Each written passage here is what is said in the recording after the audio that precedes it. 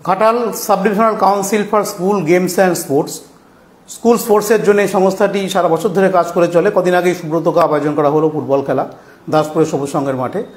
আমাদের আগামী যে পরিকল্পনা সেটা হচ্ছে চেস টুর্নামেন্ট, যেটা ঘাটাল মহকুমাতে বলা যায় খুব নতুন জিনিস, প্রথমবারের জন্য হচ্ছে।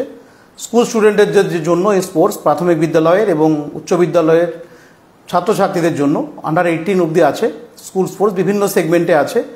এই প্রতিযোগিতাটি আগামী 6ই জুলাই ঘাটাল এসডি অফিসের নবনির্মিত বর্ণপরিচয় মঞ্চে অনুষ্ঠিত হবে সকাল 9:30 থেকে।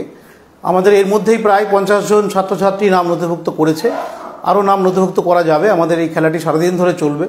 আমরা আবেদন জানাচ্ছি, আহ্বান জানাচ্ছি, যারা চেস খেলেন, যারা দাবা খেলেন, যাদের ছেলেমেয়েরা দাবা খেলে তাদের সবাইকে, তারা তাদের ছেলেমেয়েদেরকে নিয়ে আসতে পারবে। তার জন্য নাম লেখাতে হবে। নাম লেখানোর জন্য যে ফোন নম্বর সেটা আমরা আপনাদেরকে দিয়ে দেবো, সেখানে ফোন করে নাম লেখানো যাবে। আমাদের অফিসে আসলেও নাম লেখানো যাবে।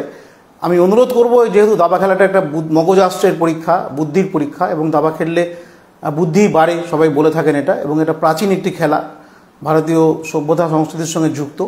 তো সবাই আসুন, যারা দাবা বাড়িতে খেলেন, যারা প্র্যাকটিস করেন, যারা শেখেন, যে সমস্ত ছেলেমেয়েরা দাবা খেলা শেখে তারা সবাই এখানে অংশগ্রহণ করতে পারবে।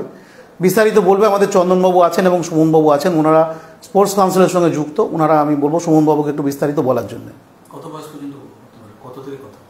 আচ্ছা, এটা হচ্ছে আমাদের আন্ডার 18, তবে স্কুল স্টুডেন্ট হতে হবে 1 to 12, যে কোনো স্কুলে পড়লেই হবে। আমাদের পশ্চিম মেদিনীপুরের মধ্যে স্থায়ী বাসিন্দা হলেই আমরা এই টুর্নামেন্টে অংশগ্রহণ করতে দিচ্ছি।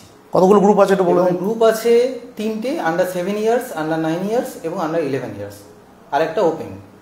এই হচ্ছে 4টে গ্রুপ। আমরা অনেক প্রাইজ রেখেছি।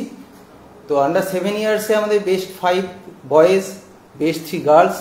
আন্ডার 9 ইয়ার্সেও তাই, বেস্ট 5 বয়েজ এবং বেস্ট 3 গার্লস। আন্ডার 11 ইয়ার্সেও সেম। এবং ওপেনে একটা 10 জনের, বেস্ট 10 জনকে প্রাইজ দিচ্ছি। এছাড়াও